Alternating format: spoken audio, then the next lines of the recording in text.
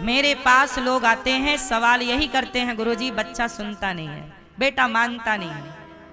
सोचिए, ये जो बच्चे आज आपकी नहीं सुनते, जब ये अपनी भरी जवानी में आएंगे, अपने में आएंगे, तब ये करेंगे क्या? किसकी सुनेंगे? इससे देश का फायदा होगा कि नुकसान?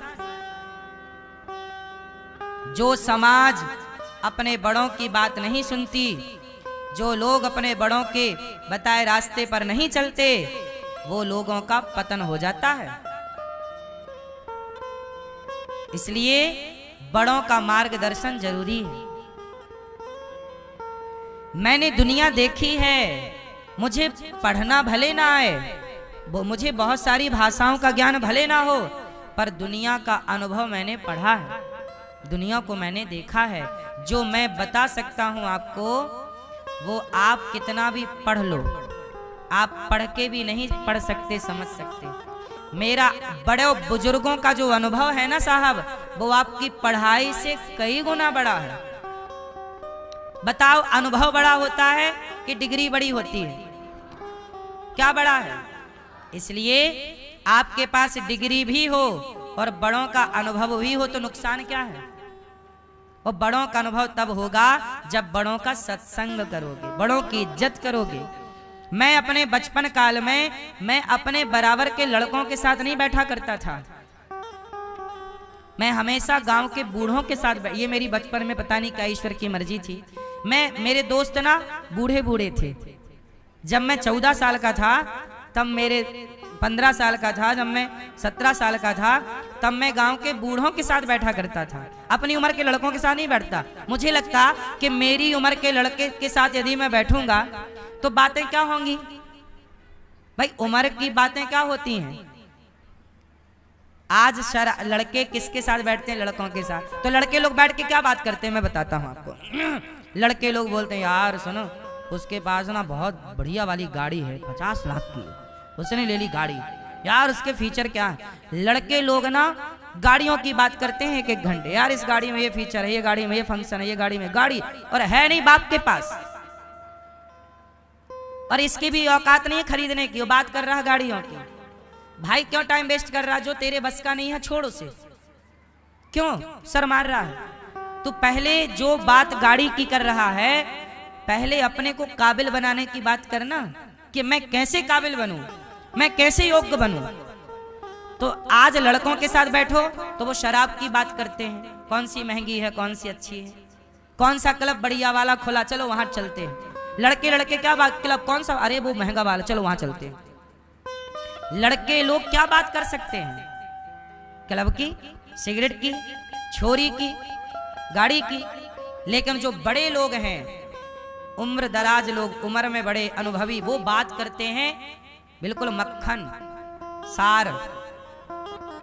तो मैंने बुजुर्गों का साथ किया तो मुझे बुजुर्गों वाली अक्कल आने लग गई। लड़कों का साथ करता तो लड़कों वाली अक्कल आती। इसलिए याद रखिएगा, संगति हमेशा श्रेष्ठ जनों की कीजिएगा।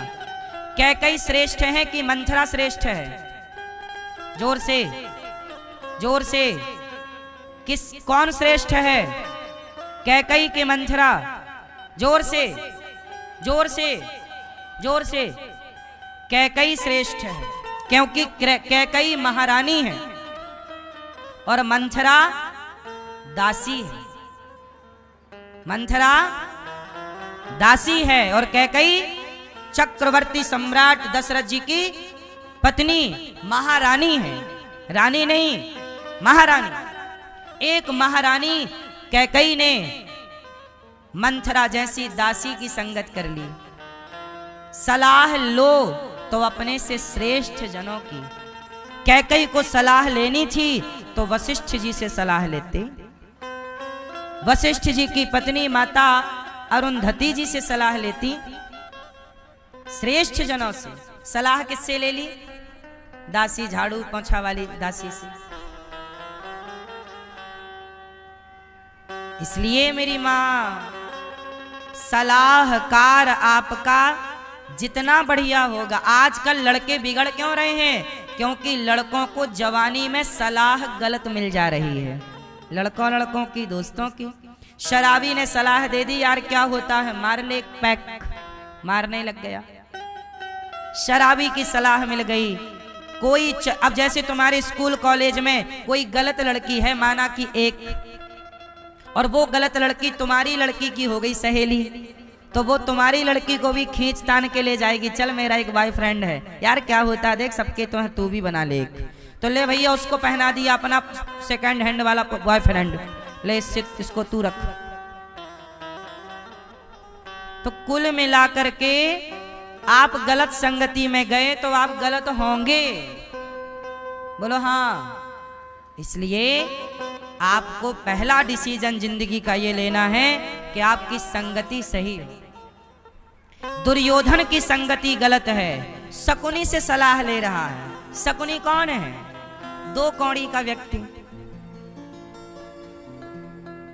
शकुनी के बाप को पितामह भीष्म ने हराया और गांधारी को लाए। गांधारी तैयार थी धृतराष्ट्र से विवाह करने को, पर जो गांधारी के पिता थे और गांधारी का जो भाई शकुनी है, ये लोग तैयार नहीं थे। बोले हमारी बहन अंधे से ब्याह नहीं करेगी। भीष्म पितामह बोले काहे नहीं करेगी, जब ये तैयार है तो करना पड़ेगा। उठा के ले आए। फिर इन लोगों ने तिगड़म खेला तो भीष्म पितामह ने उठा के सबको जेल में डाल दिया, कैद खाना में। किसको? शकुनी के सारे भाइयों को और शकुनी के बाप को। चल। फिर क्या हुआ? और इनको खाने को ना एक सीमित भोजन मिलता था, तो शकुनी का बाप बोला कि ऐसा करो कि इतने भोजन से हम सबका पेट नहीं भरेगा, तो सबसे छोटा शकुनी तू जिंदा रह जा, हम लोग सब भूख से मर जाते हैं, लेकिन तू ये याद रखना कि इनका सर्वनाश करना है। सर्वनाश करने की प्लानिंग, सर्वनाश करने की प्लानिंग से ही शकुनी आए थे। शकुनी कहाँ के थे? गांधार नरेश, जिसे कांधार कहते हैं। आज भी अफगानिस्तान उसका नाम है। क्या है? अफगान। शकुनी को भी श्राप दिया था कि शकुनी तेरे राज्य में कभी शांति नहीं रहेगी। इसलिए आज तक देखिए कांधार मतलब अफगानिस्तान में आज तक शांति नहीं है।